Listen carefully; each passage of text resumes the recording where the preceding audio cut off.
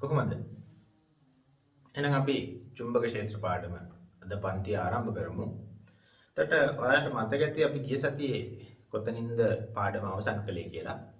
ගිය සතියේ අපි කරේ චුම්බක ක්ෂේත්‍රයක් තුලින් ඍජුකෝණාශ්‍රාකාර පුඩුවක් ගමන් කළොත් ඒ පුඩුවේ ප්‍රේරණය වන විද්‍යුත් ගාමක බලයට ප්‍රස්ථාරයක් අඳින විදිහ ඉගෙන ගත්තා.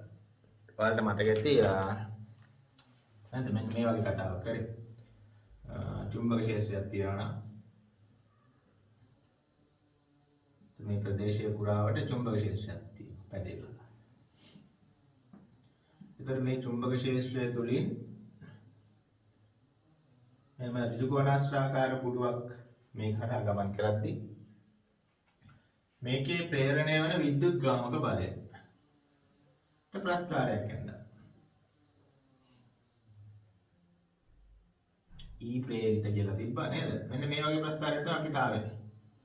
ඇතුල් වෙන මොහොතේ විද්‍යුත් ගාමක බලයක් ඇති වෙනවා. මෙහා සම්පූර්ණයෙන් ඇතුලේ ඉද්දි විද්‍යුත් ගාමක බලයක් ඇති වෙන්නේ නැහැ. ආපහු මෙතනින් එළියට නිකුත් වෙන මොහොතේ ආපහු විද්‍යුත් ගාමක බලයක් අනිත් පැත්තට ඇති වෙනවා. ඒතර ඔන්න ඔය ප්‍රස්ථාරයේ ඇඳපු විදිය මතක නැත්තම් කාට හරි ළමයි අර කලින් වීඩියෝ එකට ගිහිල්ලා බලන්න. ඒකේ මේක අඳින විදිය ලස්සනට විස්තර කරලා තියෙනවා. ඒතර ගිය සතියේ කරේ ඔන්න ඔය වගේ එකක්. මේ සිද්ධියට මේ වගේ ප්‍රස්ථාරයක් ලැබෙන බව අපි ඉගෙන ගත්තා. ඒ ලැබෙන්නේ කොහොමද කියලා අපි ඔප්පු කරා. හැබැයි විභාගෙදී ළමයි මෙහෙම ඍජුකෝණාශ්‍රාකාර පුඩුම දෙන්නේ නැහැ. සමහර ගණන් වල අහලා තියෙනවා මෙන්න මේ වගේ ඒවා. ඔය වගේ පුඩුවක් මේ ගස්සෙන් ගිහලා එහා පැත්තෙන් එළියට ගියොත් මේ ප්‍රස්ථාරේ මොන වගේ ප්‍රස්ථාරයක්ද? ඒකවල වෙන හැඩයක් ලැබෙන්නේ මේ හැඩේ නෙවෙයි. මේ හැඩේ මොකක්ද? ඊට සමහර ගණන් වල අහලා තිබ්බ එක වෘත්ත ගහලා තිබ්බ මෙන්න මේ වගේ හැඩයක්. අර ඍජුකෝණාශ්‍රාකාර පුඩුවම තමයි අර අංශක චුට්ටක් 45ක් කරකවලා. මේ වගේ එකක් මේක ඇතුලෙන් ගියොත් මෙතන මොන වගේ එකක් ලැබෙයිද? අන්න ඒ වගේ විවිධ හැඩතල සහිත පුඩු සඳහා ඊ ප්‍රේරිතට ලැබෙන ප්‍රස්ථාරය විභාගෙදී අහනවා.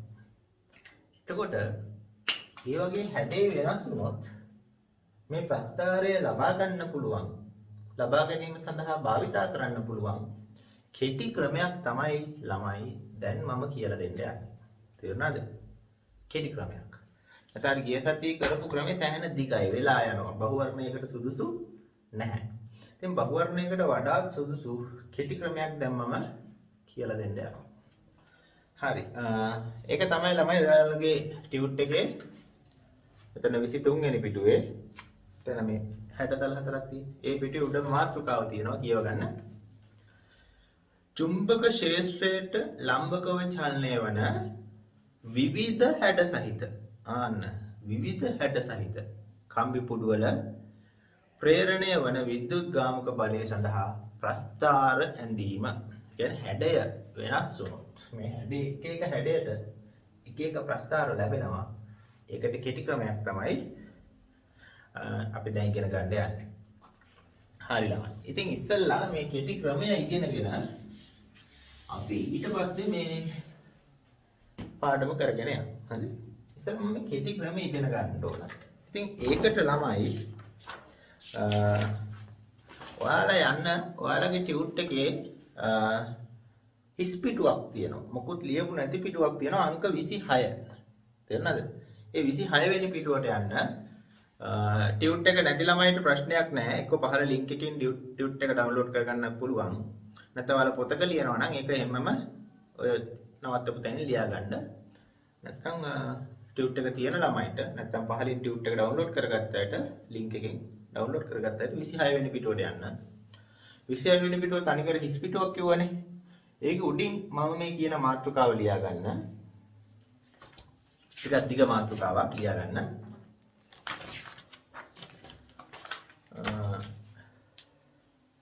චුම්බක ක්ෂේත්‍රයක් හරහා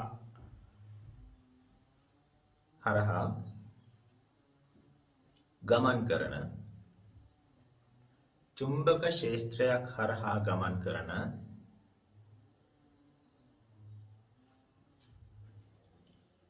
විවිධ හැඩ සහිත කම්බි පුටුවල විවිධ හැඩ සහිත කම්බි පුඩුවල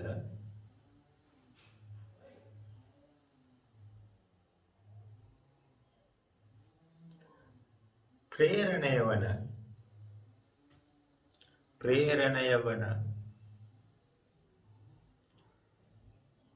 විද්‍යුත් ගාමක බලයට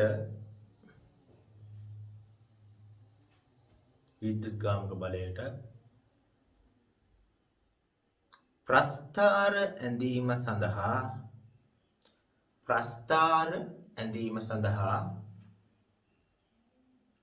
කෙටි ක්‍රමය පැහැදිලි. හරි, ඉරක් ගහ ගන්න මාතෘකාවට පහලින්. දැන් පොත ඉස්සරහින් තියාගෙන මගේ මේ වීඩියෝ එක දිහා බලා ගන්න, බෝඩ් එක දිහා බලා ගන්න. හරි.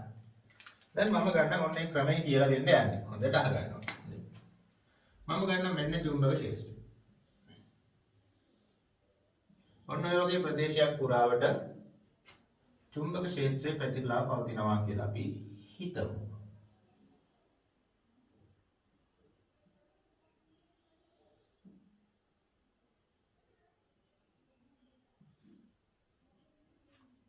මොකද දිනනවා කියලා හිතමුකෝ.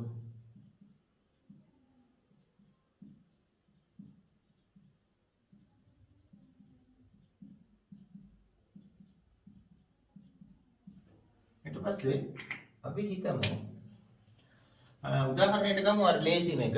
අපි ඊයේ සතියේ කරපු එක ඍජුකෝණාශ්‍රාකාර පුඩුව. දැන් මෙන්න මේක ඍජුකෝණාශ්‍රාකාර පුඩුවක්. මම ටිකක් ලොකුවට අදින්න. ඔන්න ඔය වගේ ඍජුකෝණාශ්‍රාකාර පුඩුවක්. මෙන්න මේ පැත්තෙන් එනවා. මෙන්න පුඩුව v වේගයකින් එනවා. ඇවිල්ලා මේක ඇතුලෙන් ගිහිල්ලා ඔහොම ගිහලා එහා පැත්තෙන් එළියට යනවා. හරි, අපි එහෙම හිතමු. ඊට පස්සේ එහා පැත්තේ මම අදින අක්ෂ දෙක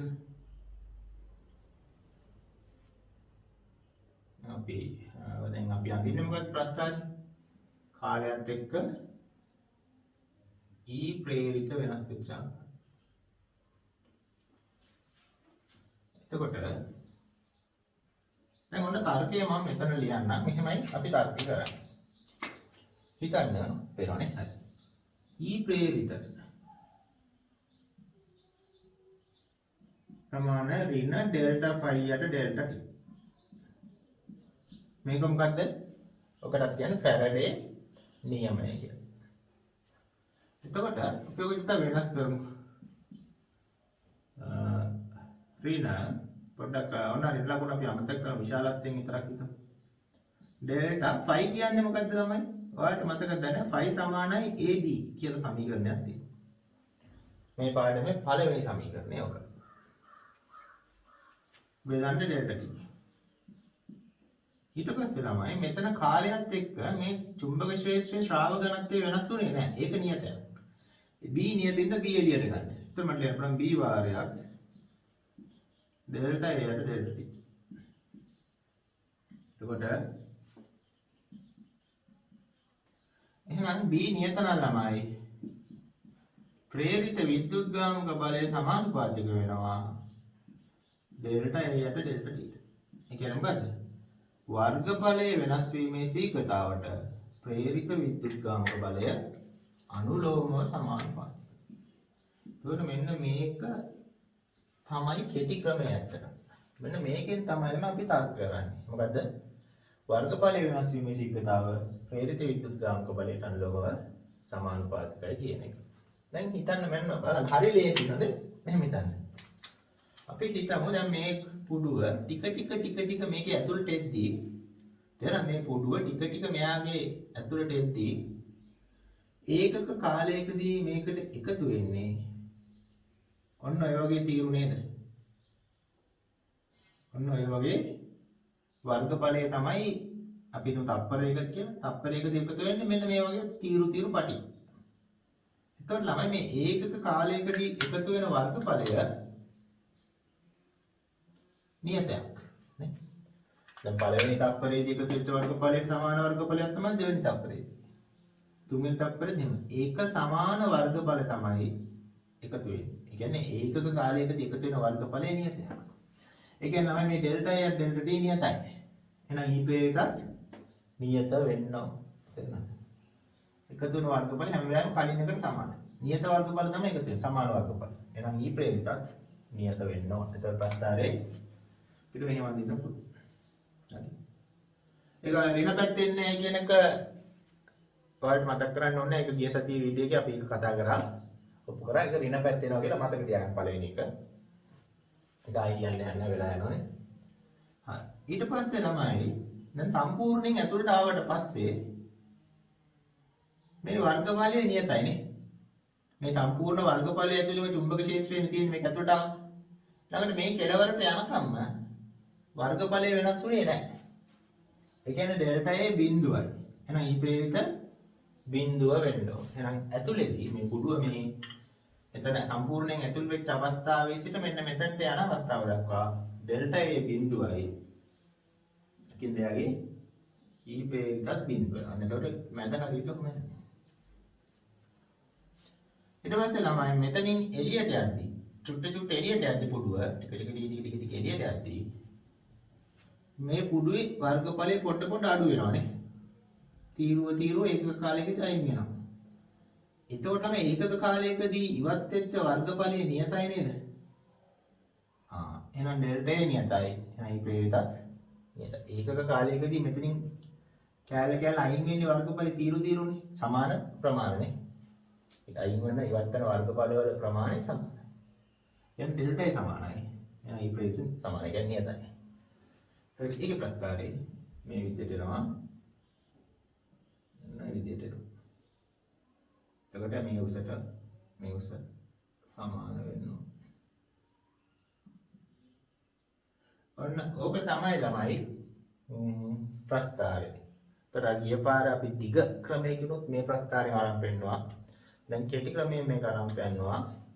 මෙන්න මේක තමයි අපිට මතක තියාගන්න ඕනේ. ඕක මතක නම් හරි ලේසි. දැන් අපි මේ ඍජුකෝණාශ්‍රාකාර පුඩුවට විතර නෙවෙයි. වෙන හැඩ කීපයකටත් මේක ඊළඟට අඳිනවා. ඉතින් ඒ වන්දිද්දි මේක තවත් පැහැදිලි වෙනවා. ඒක බය වෙන්න දෙයක් නැහැ. දැන් ඔයාලා කරගන්න ඕන. ඔයාලා අර මාතෘකාව ලියාගත්තා නේද? ඒක ඔයාලා ලියාගත්ත 26 වෙනි පිටුවේ.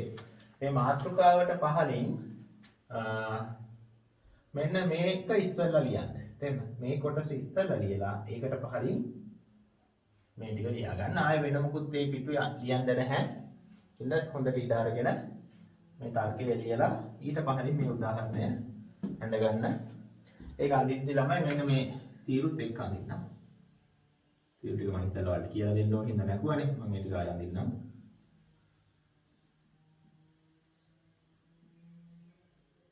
හරි. එහෙනම් මේ ටික ඇඳ ගන්න.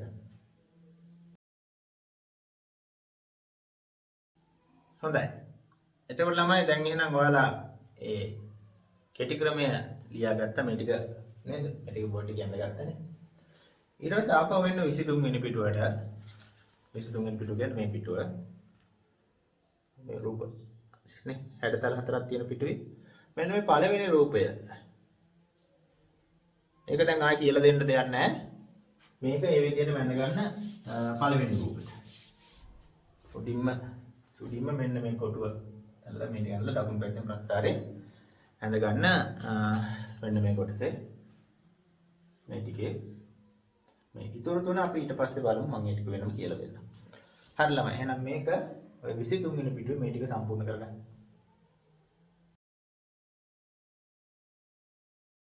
හොඳයි ළමයි. එතකොට දැන් අපි මේක හරි. දැන් ඔය 23 වෙනි පිටුවේ දෙවෙනි රූපය සාකච්ඡා කරමු. දෙවෙනි රූපේ තියෙන ළමයි ත්‍රිකෝණාකාර හැඩයක්. එතකොට මොන වගේ ප්‍රස්තාරයක් ලැබෙයිද කියලා අපේ තර්කයෙන් ගන්න යන්නේ. ඒක මේ වගේ හැඩයක් තියෙන්නේ නේද? නොම හැඩයක්. එතකොට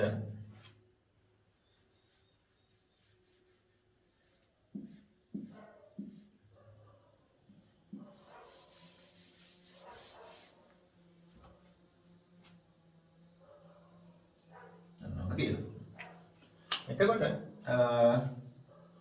දැන් අපේ තර්කය මතකයි. ඒක මතක නම් හරි. මොකද E ප්‍රේරිත සමානුපාතික වෙන්නේ ඩෙල්ටා A යට ඩෙල්ටා T. ඒ කියන්නේ වර්ගඵලය වෙනස් වීමේ ශීඝ්‍රතාවට E ප්‍රේරිත අනුලෝම සමානුපාතික. දැන් මම මේක අපව දැන් අපි දන්නා මේක ටික ටික මෙයාගෙන් ඇතුළට යන්න මොකද වෙන්නේ? මෙන්න මේ වගේ තීරු තමයි එකතු වෙන්නේ නේ. සමාන පළලක් තියෙන තීරු. ඔන්නෝම එකතු.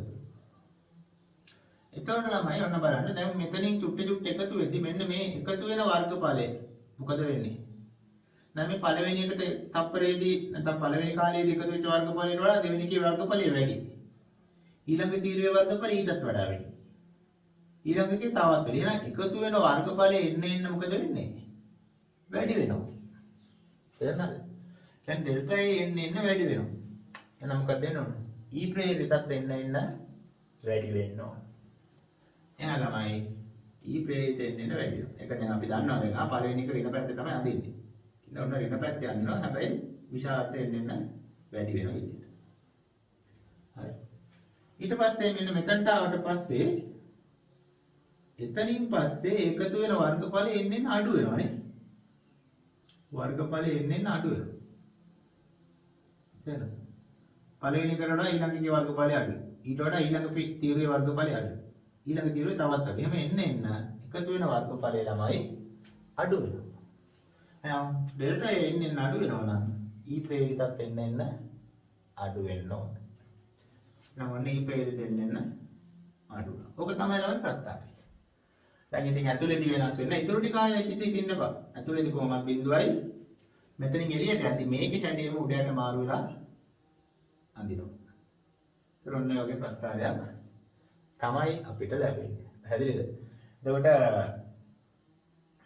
බොහෝ වෙලාවට ළමයි මෙන්න මෙතන තියෙන හැඩයට ටිකක් සමාන හැඩයක් තමයි මෙතන ලැබෙන්නේ. ඉතින් එහෙමත් ළමයි උත්තරයට හරි උත්තරේ ගහනවා. මේකේ හැඩය බලන්න. හැබැයි ඒක හැමතැනටම හරියන්නේ නැහැ. ත්‍රිකෝණයකට වගේ නම් ඒ හැඩේ හරි. හැම හැඩයකටම මේක හරියනවා කියලා කියන්න බෑ. ඉතින් මේ තර්කයෙන් ගන්න ඕන එකක් ගන්න පුළුවන්. පැහැදිලි? හොඳයි. ඒ පිටුවේ තියෙන දෙවෙනි රූපය මේ විදිහට සම්පූර්ණ කරන්න මේක ලියන්න අවශ්‍ය නැහැ ආයෙත්. ත්‍රිකෝණේ ඉරි ටික ගහගෙන මේකයි සම්පූර්ණ කරගෙන යන්න.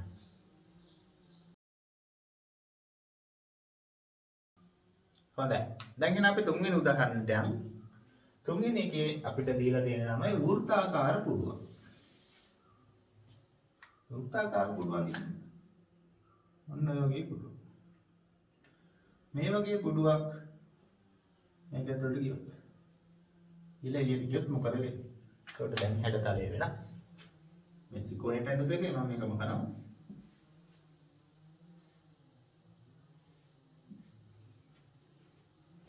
හරි. එතකොට මේකේ ළමයි මෙන්න මේ වගේ තීරු එකතු වෙන්නේ.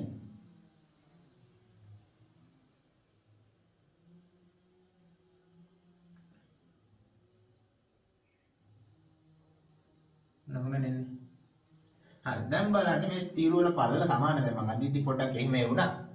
ඒක ඔයාලා හරියට අඳින්න මේ සමාන ඝනකමින් තියෙනවා. මොකද ඒකාකාර වේගයෙන් ඇතුළට යද්දී ඒකක කාලයකදී එකතු වෙන වර්ගඵල සමානයි. හැබැයි ළමයි මේ වර්ගඵලය එන්න වැඩි වුණානේ. දැන් මේ පළවෙනි තීරුවේ වර්ගඵලයට වඩා දෙවෙනි තීරුවේ වර්ගඵලය වැඩි. තුන්වෙනි තීරුවේ වර්ගඵලය තවත් වැඩි. අන්න ඒ විදිහට එකතු වෙන වර්ගඵලය එන්න වැඩි වුණා. හැබැයි මේ හැඩේ වක්‍රාකාර හැඩයක් නිසා ඒ එකතු වෙන වර්ගඵලය රේඛීයව වැඩි වෙන්නේ නැහැ. තේරුණාද? හැඩයේ මේකෙන් තේරෙනවානේ මේ වර්ගඵලයේ වක්‍රයක් නෙමෙයි වෘත්තය කියන්නේ. වක්‍රාකාර හැඩයක්නේ. එහෙනම් මේ වැඩි වෙන වර්ගඵලයත් වැඩි වෙන්නේ වක්‍රාකාරව. ඒකින්ද මෙතන E ප්‍රේරිත ඩෙල්ටා A වැඩි වෙන්නේ වක්‍රාකාරව නම් දැන් ඔයාලට මතකයි. E ප්‍රේරිත සමානුපාතිකයි ඩෙල්ටා A ඩෙල්ටා T නේ අපේ තර්කය. ඒතර ඩෙල්ටා A වක්‍රාකාරව වැඩි වෙනවා නම් E ප්‍රේරිතත් වක්‍රාකාරව වැඩි වෙන්න ඕන. ඒතර ඔන්න E ප්‍රේරිත අන්න විදිහට වක්‍රාකාරව වැඩි වෙනවා. ත්‍රිකෝණයේ වැඩි උනේ රේඛීයවනේ. මේකේ වැඩි වෙන්නේ වක්‍රාකාරව. ඊට පස්සේ ළමයි මේ උපරිම ස්ථානයෙන් පස්සේ ඔය වගේ තීරු වලට බෙදුවොත් අපිට පේනවා මේ වර්ගඵලය එන්න අඩු වෙනවනේ. හැබැයි වර්ගඵලය අඩු වෙන්නේ ළමයි වක්‍රාකාරව. වර්ගඵලය අඩු වෙන්නේ වක්‍රාකාරව. අන්නක තමයි ප්‍රස්ථාර.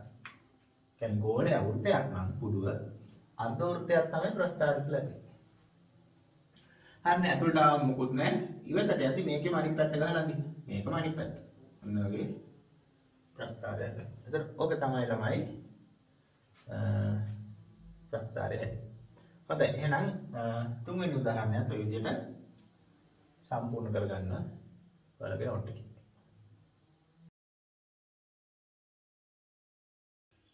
හොඳයි එහෙනම් අපි අවසාන උදාහරණයට යමු. එතන තියෙනවා මොකද්ද? නිකන් අර යෝගී හැටක් නේද?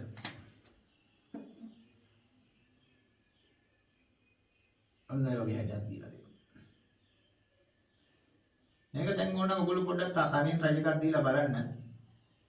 නැත්නම් වීඩියෝ එක නවත්තලා ඉස්සලා ඇඳලා ඉන්න. ඊට පස්සේ හරිද කියලා බලන්න ඕන නම් ආයෙ පස්සේ ප්ලේ කරත් කමක් නැහැ.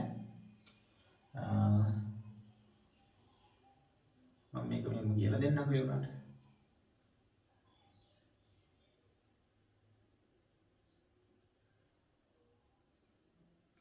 හරි. දැන් හිතන්න මේක මෙහෙම ඇවිල්ලා මේක ඇතුලෙන් ගිහලා අනිත් පැත්තෙන් එළියට යනවා. එතකොට එන ප්‍රස්ථාරයේ හැඩය අඳින්න තමයි දැන් අපි උත්සාහ කරන්නේ. මම මේ ටික මකන්නම්. දැන් බලන්න මුලින්ම අපි තර්කය මොකද්ද? E ප්‍රේරිත සමානයි නැහැ සමානුපාතිකයි ඩෙල්ටා A යට ඩෙල්ටා T. එන වර්ගඵලයේ වෙනස් වීමේ ශීඝ්‍රතාවට E ප්‍රේරිත අනුලෝම සමාන. එහෙනම් අන්න මම මේක තීරු වලට බෙදනවා. එතකොට මෙන්න මෙතනට එනකම්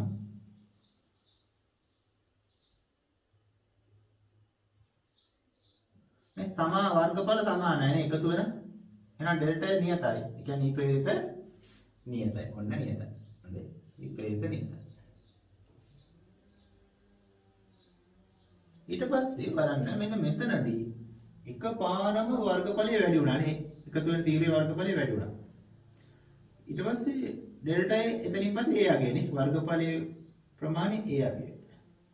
එහෙනම් මොකද වෙන්න ඕන? ඩෙල්ටා එකපාරම වැඩි වුණොත් E ප්‍රේරිතත් එකපාරම වැඩි වෙන්න ඕන. හැබැයි එතනින් පස්සේ A වර්ගඵලය නියතයි නේ. එහෙනම් එතනින් පස්සේ A අගය නියතයි.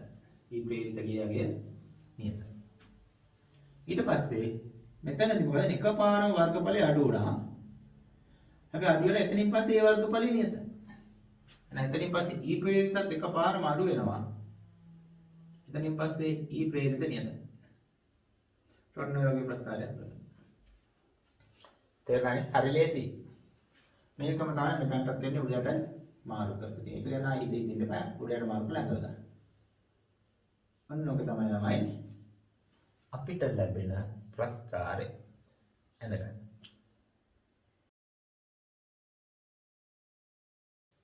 හොඳයි. ඊළඟට අපේ මාතෘකාව තමයි ධාරාව. ඇත්තටම ධාරාව කිව්වට මේක අපි ඉගෙන ගන්නේ ප්‍රත්‍යාවර්ත ධාරාව පිළිබඳව. එතකොට සරල ධාරාව සහ ප්‍රත්‍යාවර්ත ධාරාව කියලා ධාරාව දෙකට බෙදෙනවා කියලා ඔයාලා දන්නවා. සරල ධාරාව ගැන අපි ගොඩාක් කතා කරනවා ධාරා විද්‍යුතයේ පාඩමේ. ඒතකොට මේ ධාරා විද්‍යුතයේ පාඩම කරලා තියෙන ඉඳ දැන් සරල ධාරාව ගැන ඔයගලන්ට අවුලක් නැහැ. ගැටලුවක් නැහැ. හැබැයි අපි මේ පාඩමේ අද සහ ලබන සතියේ ප්‍රත්‍යාවර්ත ධාරාව ගැන අපි වැඩිපුර කතා කරනවා. ඉතින් ඒකට ආරම්භයක් ගන්න මුලින්ම අපි මේ සරල ධාරාව සහ ප්‍රත්‍යාවර්ත ධාරාවේ වෙනස පොඩ්ඩක් අපි ඉගෙන ගමු. හැබැයි දැනටම ඔයාලා ඒක දන්නවා. ඉතින් දන්න උනාට කමක් නැහැ. පොඩි වෙලාවක් කරන් අපි ඒක පොඩ්ඩක් සාකච්ඡා කරමු. හොඳයි. ධාරාව ළමයි අපි දන්නවා දැන් වර්ග දෙකකට බෙදෙනවා නේද? සරල ධාරාව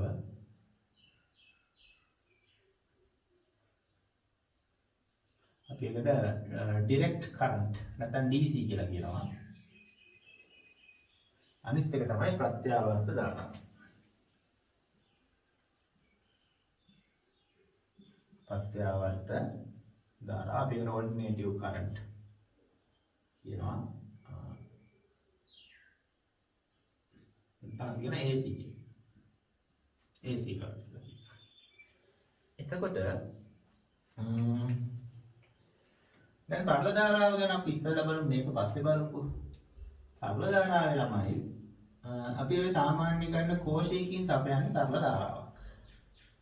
මේක සරල ධාරාවක්. අපි ප්‍රතිරෝධකයක් ගමු මෙතන. සරල ධාරාව. එතකොට මේකෙන් මේ ප්‍රතිරෝධය හරහා දෙන විභවාන්තරය වෝල්ටීයතාව V කිව්වොත් ඒ වෝල්ටීයතාව තමයි නියතයි. ඒකින්ද අපි කියනවා සරල වෝල්ටීයතාවක් නැත්නම් සරල විභවාන්තරයක් කියලා කියනවා. ඒ කියන්නේ විභවාන්තරය මේක V කියන එක කාලයත් එක්ක වෙනස් වෙන්නේ නැත. කාලයත් එක්ක ඒක නියතයි.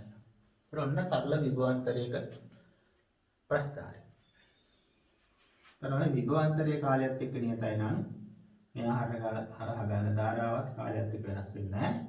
දැන් සරල ධාරාවේ ප්‍රස්ථාරය මම මේකට පහින් යනදොත් ඒකත් නියතයක් කාලයත් එක්ක වෙනස් වෙන්නේ නැති. ඉතින් ඔන්න ඔය වගේ තමයි සරල ධාරාව සහ විභවාන්තරය. ඉතින් මේක ඇත්තටම දැන්නම දන්නවා. ඒක ඕකම ආයේ කියලා දෙන්න යන්න අවශ්‍ය නැහැ. ඔයාලා ධාරා විද්‍යුත් පාඩමේ මේවා ඉගෙනගෙන තියෙනවා. දැන් අපිට වැදගත් වෙන මාතෘකාව එහා පැත්තේ තියෙන ප්‍රත්‍යාවර්ත ධාරාව. පොඩ්ඩක් ඒකත් අපි පොඩ්ඩක් ඉගෙනගෙන ඉස්සරහට යමු. ප්‍රත්‍යාවර්ත ධාරාව ප්‍රභවයකට, කියන්නේ ප්‍රත්‍යාවර්ත ධාරාව සපයන ප්‍රභවයක් අපි මෙන්න මේ විදිහට ලකුණු කරනවා. රෝමන් දාලා මෙන්න මේ පොඩි තරංගයක් වගේ කොටසක් හම්බෙනවා. ඊට පස්සේ අපි හිතමු මේ ප්‍රත්‍යාවර්ත ප්‍රභවයෙන් ප්‍රත්‍යාවර්ත වෝල්ටීයතාවයක් සපයනවා කියලා මොකක් හරි ප්‍රතිරෝධකයකට. එතකොට මේක හරහා තියෙන විභවාන්තරය කොහොමද කාලයත් එක්ක වෙනස් වෙන්නේ කියලා ගත්තොත් ඒකේ ප්‍රස්තාවය ඇඳලා ඉවර වෙලා මම ඔයාලට කියලා දෙන්නම් මෙන්න මෙහෙමයි. හිතමු දැන් අපි අඳින්න යන්නේ කාලයත් එක්ක මේ විභවාන්තරය වෙනස් වෙන ආකාරය. ඒක ළමයි මෙහෙමයි. මෙන්න මේ වගේ එකක්. ප්‍රස්තාවය අඳුත් මේ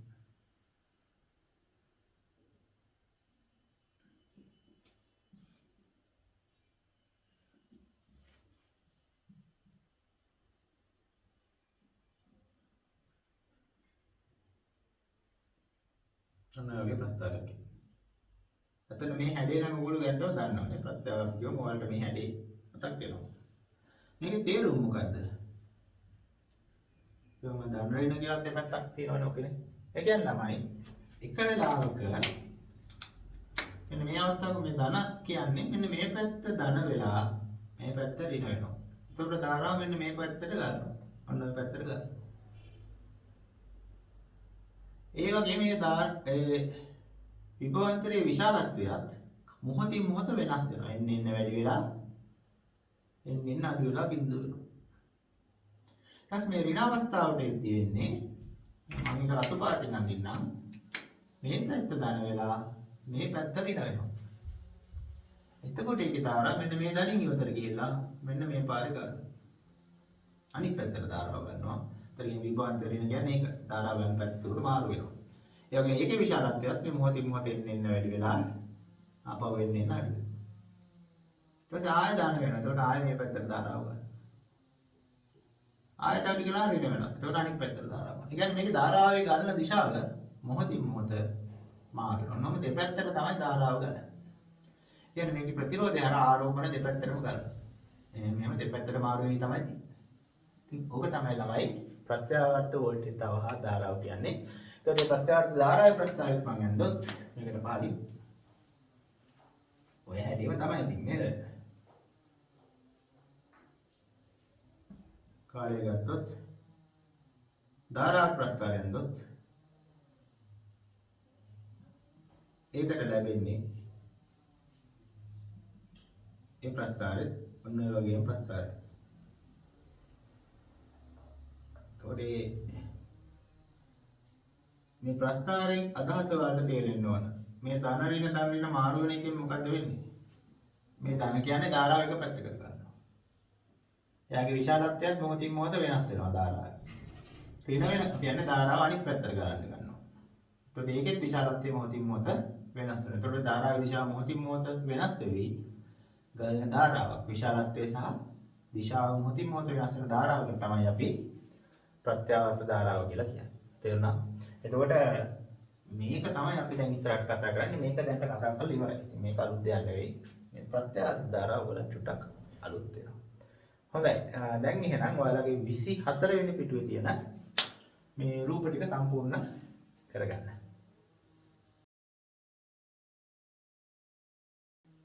හොඳයි. දැන් අපි එන ඊළඟ පිටුවට යන්න. ඒකේ උඩම තියෙනවා මාතෘකාවක් වර්ග මධ්‍යන්නේ මූල ධාරාව කියලා. බලමු මොකක්ද මේ වර්ග මධ්‍යන්නේ මූල ධාරාව කියන්නේ? හරිම සරලයි. හොඳට අහගන්න. අපි හිතමු ප්‍රත්‍යාවර්ත ධාරාවක් තියෙනවා කිසියම් ප්‍රතිරෝධකයක් කරා. අන්න ප්‍රත්‍යාවර්ත ධාරාව මේක යොදලා තියෙනවා ප්‍රතිරෝධකයකට. මම ගන්න මෙන්න අපේ ප්‍රතිරෝධකය. එතකොට ප්‍රතිරෝධය R. එතකොට ඔන්න මෙහා හරහා ප්‍රත්‍යාවර්ත ධාරාව ගන්නවා I. එතකොට මේ I කියන එක කාලයත් එක්ක වෙනස් වෙන ආකාරය දැන් අපි ඉගෙන ගත්තානේ. ඒක මම පොඩ්ඩක් මෙතනින් අඳින්නම්. I කොහොමද කාලයත් එක්ක වෙනස් වෙන්නේ? ප්‍රත්‍යාවර්ත ධාරාව. මේක දැන් අපි ඉගෙන ගත්තා. එහෙම. ඔන්න ඔය විදිහට දිගටම වෙනස් වෙනවා නේ. විශාලත්වයත් මාරු වෙනවා. දිශාවත් මාරු වෙනවා. ඔන්න ඔයගේ ප්‍රස්ථාරයක් තමයි ලැබෙන්නේ I ට. ඒකට මෙතන බිඳුව. ඒ වගේම තව පොඩි පොඩි දේවල් තියෙනවා. මෙන්න මේ උපරිම ධාරාව එක වෙලාවක උපරිම වෙනවානේ. මෙන්න මේ හරිය. අන්න ඒ මට්ටමේ ධාරාවට අපි කියනවා I not කියලා. නොකට I not කියනවා. එතකොට මේක ඍණ I not නේ. අපි ඔය කියනවා කුළු ධාරාව කියලා. නම ඇත්තට අවුලක් නැහැ නේද?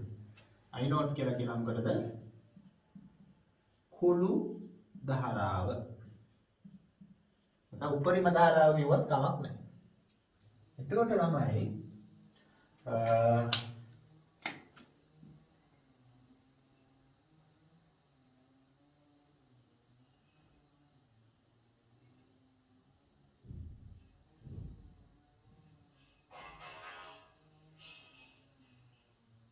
අනෝමනේ හරි. දැන් එතකොට අපි හිතමු මෙන්න මේ විදිහට ධාරාව වෙනස් වෙනවා මේ ප්‍රතිරෝධය හරහා තියෙන. ඊට පස්සේ මම කරන්නේ මෙන්න එහෙනම් පොඩි සරල ධාරා ප්‍රභවයක් ගන්න. හරි මේ ප්‍රතිරෝධය මම මෙතනට සෙට් කරා කියලා හිතන්න සරල ධාරාවට. එතකොට හරි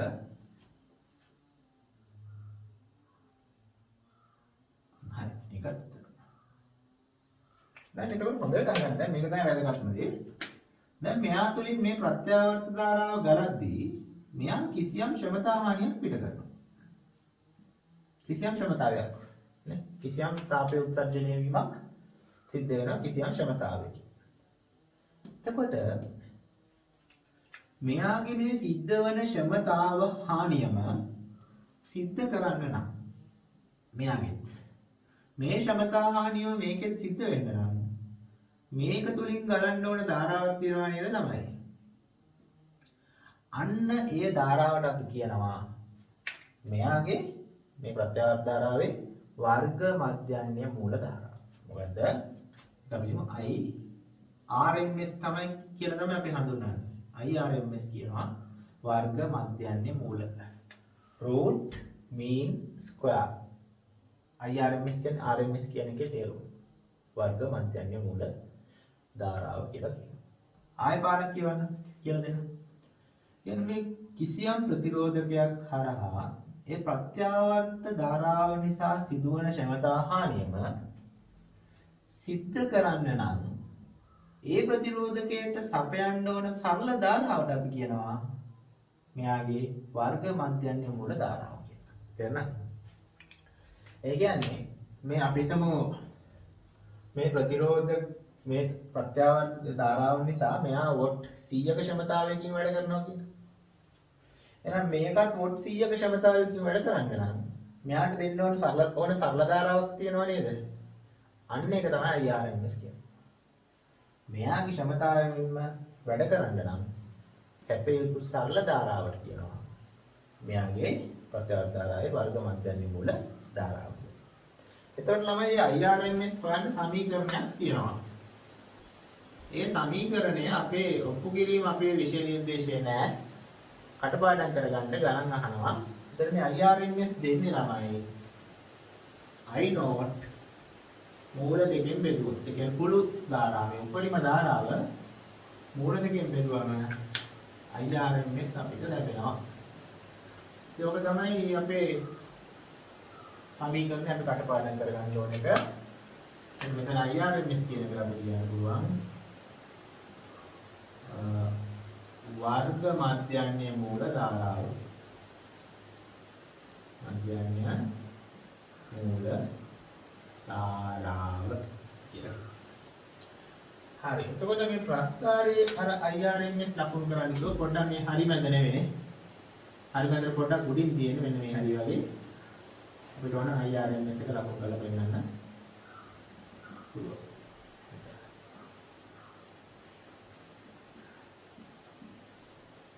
මට හිතෙනවා තේරෙන්නේ නැති කියලා. ඔන්න ඒක තමයි IRMS කියලා කියන්නේ. හරි පොඩ්ඩක් අපි මේ වර්ග මධ්‍යන්නේ මූල ධාරා මාතෘකාවට පහලින් තියෙන ඒ අර්ධකේ පොඩ්ඩක් කියවමු. ප්‍රත්‍යාවර්ත ධාරාවක් මගින් කිසියම් ප්‍රතිරෝධකයක උත්සර්ජනය කරන ක්ෂමතා හානියට සමාන ක්ෂමතා හානියක් ඇති කළ හැකි සරල ධාරාවකය. එම ප්‍රත්‍යාවර්ත ධාරාවේ වර්ග මධ්‍යන්නේ මූල ධාරාව ලෙස වේ. එනද ප්‍රත්‍යාවර්ත ධාරාව සිද්ධ කරන ක්ෂමතා හානියම සිද්ධ කරනවා. ඒකට සපයන්න ඕන සරල ධාරාවට තමයි වර්ග මධ්‍යන්නේ මූල ධාරාව කියන්නේ. ඒක මේ සමීකරණය දේවා සමීකරණේ කටපාඩම් කරගන්න. හොඳයි. එහෙනම් මේ ටික දැන් ඔයාලා නෝට් එකට එකතු කරගන්න. හොඳයි ළමයි. එහෙනම් අපි ඊළඟ මාතෘකාවට යමු. වර්ග මධ්‍යන්නේ මූල විභවාන්තරය. දැන් මම ආය අලුතෙන් ඔක්කොම අඳින්නේ නැහැ. හරි ලේසි. මේකෙම විභවාන්තරයේ කතාවට තමයි වර්ග මධ්‍යන්නේ මූල විභවාන්තරය කියන්නේ. අපි හිතමු අපි කිසියම් විභවාන්තරයක් සපයනවා ප්‍රතිරෝධකයකට. මම මේක ආ කියලා ගන්නම්. ප්‍රත්‍යාවර්ත විභවාන්තරයක් සපයනවා. V කියලා ගමු. එතකොට ප්‍රත්‍යාවර්ත විභවාන්තරය කාලයත් එක්ක වෙනස් වෙන්නේ මේ හැඩයටනේ. එතකොට එයාට සපයන උපරිම විභවාන්තරය V0 කියලා ගමු. එතකොට මේක දාන V0 යට එක ඉන්න V0. එතකොට මේ V0 කියන මොකක්ද අපි? කුළු වෝල්ටීයතාව කියලා කියනවා. අරක කුළු ධාරාවනේ. මේකට අපි කියනවා නමයි කුළු වෝල්ටීයතාව කියලා. එතකොට ඔය විදියට මේ ප්‍රත්‍යාවර්ත වෝල්ටීයතාවයක් මෙයාට සැපයුවාම මෙයාගේ සිද්ධ කරන ක්ෂමතා හානියම සිද්ධ කරන්න නම් මේකට සපයන්න ඕන. මේ කියන්නේ මේ R ප්‍රතිරෝධයට සපයන්න ඕන සරල වෝල්ටීයතාවයක් තියෙනව නේද? අන්න ඒ වෝල්ටීයතාවට අපි කියනවා තමයි VRMS කියලා. තේරුණාද? මේ ප්‍රත්‍යාවර්ත වෝල්ටීයතාව මගින් සිද්ධ කරන ක්ෂමතා හානියම සිදු වෙන්න නම් ඒ ප්‍රතිරෝධයට සපයන්න ඕන සරල ධාරා වෝල්ටීයතාවයට නැත්නම් සරල ධාරා විභවාන්තරයකට අපි කියනවා වර්ග මධ්‍යන්නේ මූල විභවාන්තරය. ඒක VRMS හොයන්න පුළුවන් අර විදිහටම තමයි. IRMS එකේ I0 මූල දෙකෙන් බෙදලා VRMS හොයන්න ළමයි V0 මූල දෙකෙන් බෙදලා.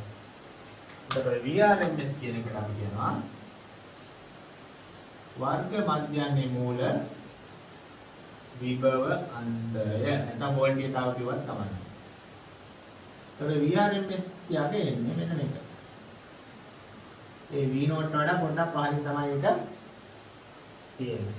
තේරුණානේ? එතකොට ඇත්තටම ගත්තොත් VRMS සමාන වෙන්න ඕන IRMS වාරයක් R ට. කියන්නේ V සමානයි IR කියන සමීකරණය දාන්න. එතකොට VRMS දෙනවා මොකෙන්ද? IRMS ප්‍රතිරෝධයෙන් පුරවන. V සමාන IR දාන්නත් පුළුවන්. එතකොට ඔයාලා ඒක මතක තියාගන්න. එහෙනම් මොකද එකපාරක් කතා කරමු. ප්‍රත්‍යාවර්ත වෝල්ටීයතාවයක් නිසා සිද්ධ වන ක්ෂමතා හානියම සිද්ධ කරන්න නම් ඒ ප්‍රතිරෝධයට දෙන්න ඕන සරල ධාරා වෝල්ටීයතාවයට අපි කියනවා වර්ග මධ්‍යයන්ගේ මූල විභවාන්තරය කියලා. ඒක මෙන්න මේ සමීකරණයෙන් හොයන්න පුළුවන්. ඒක මෙන්න මේ වගේ තැනක් V නෝට් වඩා පොඩ්ඩක් පහළින් තියෙන අගයක් තමයි VRMS කියන්නේ. පැහැදිලි? හොඳයි ළමයි. මේ මාතෘකාවට පහළින් තියෙන ඡේදයේ කියවන වාක්‍ය ප්‍රත්‍යාවර්ත වෝල්ටීයතාවයක් මගින් කිසියම් ප්‍රතිරෝධකයක ඇති කරන ක්ෂමතා හානියට සමාන ක්ෂමතා හානියක් සිදු කළ හැකි සරල ධාරා වෝල්ටීයතාව. එම ප්‍රත්‍යාවර්ත ධාරාවේ වර්ග මධ්‍යයන්ගේ මූල විභවාන්තරය ලෙස හඳුන්වනවා. එතකොට මේ අත්දැකීමත් ඔයාලා ඉරි ගහ ගන්න. අර කලින් උඩ තිබ්බ අත්දැකීමටත් ඉරි ගහ ගන්න. ඒ අත්දැකීම් වර්ග මධ්‍යයන්ගේ මූල ධාරාවයි වර්ග මධ්‍යයන්ගේ මූල විභවාන්තරය කියන දෙන්නගෙම මේ අත්දැකීම් ටික ඉරි ගහ ගන්න මතක තියාගන්න. ඕවා විභාගෙදී අහනවා. අහලා තියෙනවා. බහුවර්ණ බලද්දිත් ඔයගලන් තේරෙයි අහලා තියෙනවා. හොඳයි. ඉතින් ඕවා කටපාඩම් වෙලා තියෙන්න ඕන. මේ සමීකරණ මතක තියාගන්න ඕන. හරි එහෙනම් නෝට් එක සම්පූර්ණ කරගන්න.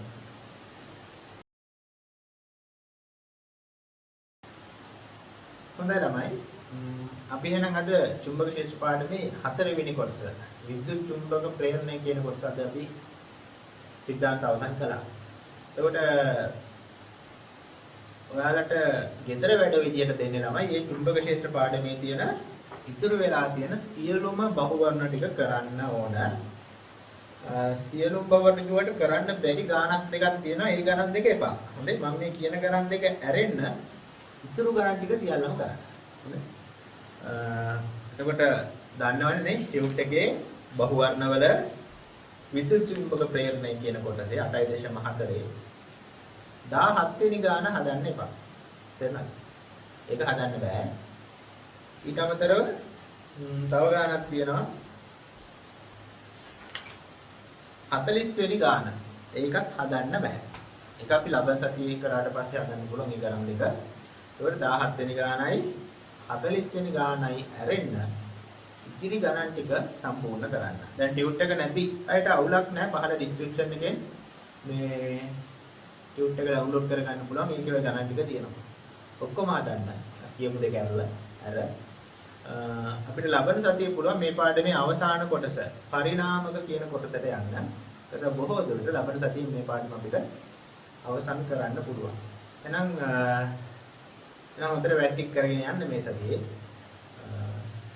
එහෙනම් අහගෙන හිටියට ඔයාලට බොහොම ස්තුතියි.